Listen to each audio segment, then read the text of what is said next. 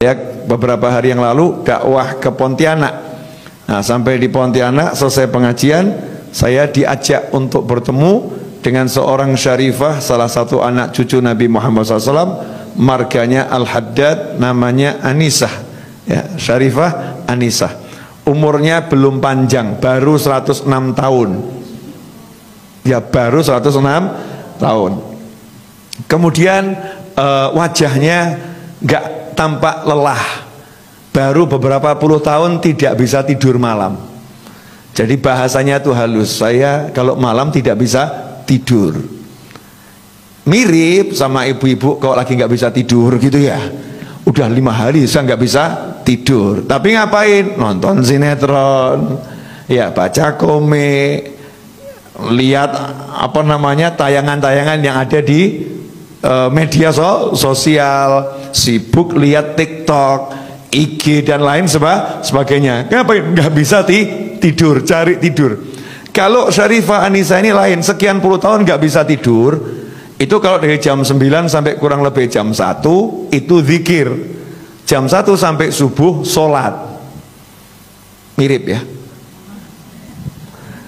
Setelah itu habis subuh matahari terbit, tidur. Ya, jam berapa bangunnya? Kalau kita balas dendam jam 2, jam 1 baru bangun. Syarifah Anisah enggak, jam 9 sudah bangun. Ngapain? Sholat duha. Tidur lagi kapan? Yaitu nanti habis subuh. Nah, apa yang dilakukan oleh beliau? Beliau kumpulkan biji-bijian, ditaruh di satu tempat yang besar sebesar rebana ini. Yaitu biji-bijian dari kelengkeng, dari duku ya, dikumpulkan. Nah, kemudian diambil 2 wadah, yang satu isi biji-bijian, yang satu kosong. Jam 9 itu duduk nyantai, duduk atahiyat akhir di sejadahnya. Jadi di sajadahnya, saya buktikan saya duduk sama beliau 1,5 jam, posisi kakinya nggak berubah. Sementara kita yang muda-muda sudah ganti-ganti, ya, sudah ganti-ganti. Ini beliaunya masih apa namanya atahiyat akhir santai gitu ya. Kemudian yang dibaca apa zikirnya? Satu istiqomah, surat Al-Ikhlas. Bismillahirrahmanirrahim. Qul huwallahu ahad. Sampai selesai, kemudian ditaruh di tempat yang kosong. Terus gitu, sampai pindah semua. Ya, sampai pindah semua. Besoknya gantian, yang sini dipindah ke sini. Sehingga beliau nggak pakai tasbih. Ya, nggak pakai tasbih untuk yang zikir malam itu, nggak pakai tasbih. Karena tasbihnya kalau mau dibuat seberapa panjang itu. Praktisnya ditaruh tempat, ya tempatnya itu yang jadi tasbih, muter, jadi pindah tempat. Nah, ini namanya tempat berjalan ya, tasbih tempat. Ditanya sama anak-anaknya, yang anaknya jumlahnya 5, cucunya kurang lebih 20 sampai 30, cicitnya baru 50. Baru sedikit. Jadi kalau kumpul nggak usah ngundang-ngundang orang, sudah penuh. Ya, kalau diundang makan semua cucu cicitnya ikut, selesai itu. Rame. Nah, ini Syarifah Anisah ini ditanya kenapa kok seperti itu. Kata beliau, nanti kalau saya ketentuan Allah datang, saya meninggal dunia, maka saya pengen setelah dikubur nanti biji-bijian ini ditaburkan di atas makam saya biar jadi saksi yang nolong saya. Tapi ini kata saya loh ya, menurut saya, kalau menurut Allah nggak tahu lagi. Masih tawadhu seperti itu. Ya, masih seperti itu. Kemudian sholat malam hanya 10 rakaat, sesuai dengan jumlah anaknya 5, 2 rakaat untuk 1 anak. Selesai 2 rakaat, dia doakan anaknya yang 1 ya, beserta cucu dan cicitnya, disebutkan namanya satu persatu. Selesai, baru 2 rakaat lagi ganti untuk anak berikutnya dan cucu dari anak itu dan cicit dari anak tersebut. Terus begitu sampai 10 anak, selesainya azan subuh. Dan ini udah puluhan tahun. Hasilnya seluruh anak cucunya nurut dan soleh-solihah. Saya lihat sendiri, semuanya ahli ilmu, suka sama ilmu, suka sama orang soleh. Kenapa? Tiap malam dizikiri, disolati. Sayangnya ini nggak ditiru ibu-ibu, nggak ada yang nyolatin suaminya. Bukan di sholat jenazah, bukan loh ya. Nggak sholat malam dizikirin, nggak. Anak-anaknya nggak dizikirin. Sibuk marahin anak, sibuk marahin suami. Nah, ini metode yang saya dapat dari Syarifah Anisah. Semoga Allah panjangkan umurnya dalam segala kebaikan. Kemudian saat saya nanya minta apa, pengennya apa, cuman 2 hal.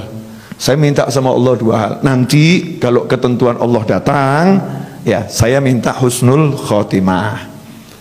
Saya bilang, panjang umur apa jeda Umi, panjang umur? Jawabannya, umur saya udah panjang. Sudah lama saya tinggal di dunia. Nah, terus minta apa lagi? Keren tuh jawabannya. Saya banyak baca Al-Quran, banyak baca Al-Ikhlas, minta sama Allah satu hal. Malaikat Israel itu kan nanti yang ngurusin pencabutan nyawa saya, itu kan ditugaskan sama Allah. Ya, dia ditugaskan sama Allah, tapi dia kan hamba Allah. Saya bilang sama Allah, ya Allah, aku minta satu. Nanti kalau Israel datang menjemput aku, dia harus sopan sama aku. Nggak boleh sembarang masuk, harus salam dulu sama aku.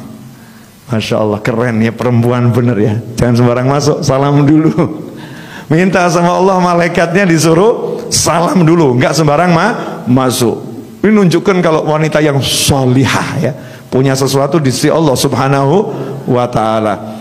Karena memang punya persiapan. Jadi udah persiapkan, nanti dikubur ada Al-Ikhlasnya ya, ngadepi Israel ada Al-Qurannya. Kalau ada orang meninggal dunia, beliau dikabari ada warga kampung meninggal dunia, 5 hari beliau duduk menghatamkan Al-Quran. 5 hari khatam, niat semoga ini jadi temannya di kuburan nanti, mikirin orang lain. Nah, duduk sama manusia yang seperti ini, itu nanti akan buat kita istiqomah. Jadi nggak mikir dunia lagi, ngopor ruwet cari fulus, cari duit, ujung-ujungnya mati. Oh, ngaji enak, jadi semangat pengen ngaji, jadi semangat pengen zikir. Tapi kalau kumpulnya sama ahli film, Masya Allah, tanya, film apa yang barusan kamu tonton? Ya, ada koleksi drama apa yang terbaru? Ya, di mana lihatnya? Jadi pengen lihat, terpanggil untuk itu. Rusak nanti istiqomah kita. Maka biar kita bisa istiqomah, ya kita dengarkan kisahnya orang-orang yang istiqomah, baik yang masih hidup maupun yang sudah meninggal dunia. Karena taksirnya, pengaruhnya ke hati itu sangat nyata. Ya, sangat nyata, langsung termotivasi. Ya, ini terbukti toh, antum semua kan tiba-tiba jadi semangat ya, muncul mau begini dan lain sebagainya. Kemudian Sarifah Anisah ini minta sama Allah agar tidak meninggal di rumah sakit. Makanya beliau, saya nggak mau masuk rumah sakit, saya nggak mau direpotkan dan tidak mau merepotkan. Orang meninggal itu harus di tempat yang tenang, karena nazak itu, dicabut nyawa sama Israel itu sesuatu yang berat. Jadi tempatnya harus tenang. Saya pengen meninggal di rumah, makanya saya nggak keluar kemana-mana. Jadi hidupnya nunggu Israel alaihissalam, tapi nunggunya sama sholat ngaji. Sementara kita belas nggak nunggu. Ya, nggak nanti. Padahal itu pasti. Nggak punya persiapan khusus ya. Persiapan apa untuk menghadapi Israel alaihi salam? Ya, minimal kalau nyebut nama malaikat Israel sebut alaihi salam. Kita kirim salam terus, untuknya salam. Nanti kalau datang kepada kita ya assalamualaikum dulu gitu ya. Lah nggak pernah dikasih salam ya, tahu-tahu masuk aja itu. Tapi kalau kita sering kasih salam ya, Israel alaihissalam, insya Allah nanti Allah izinkan kita kelak setelah panjang umur fitaatillah, meninggal husnul khotimah, dijemputnya dengan cara yang indah, yang bagus, yang baik. Jelas semuanya? Ya, jadi kumpul ya, cari kisah-kisah orang-orang yang ahli istiqomah. Itu akan membangkitkan semangat kita untuk istiqomah. Dan salah satu amal yang kita harus paksakan istiqomah, karena itu mudah, adalah sholawat. Paling sedikit 10 di pagi hari, 10 di sore hari. Paksakan itu.